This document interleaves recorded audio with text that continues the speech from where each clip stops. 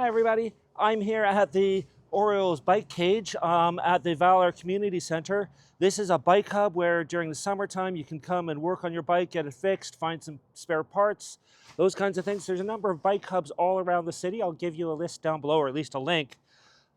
We're right behind the Valour Community Center, and right in front of the community center there is a small pump track, a little community garden.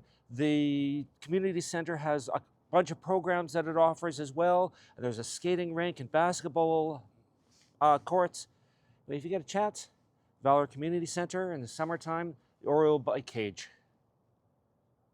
Have a great day. Bye.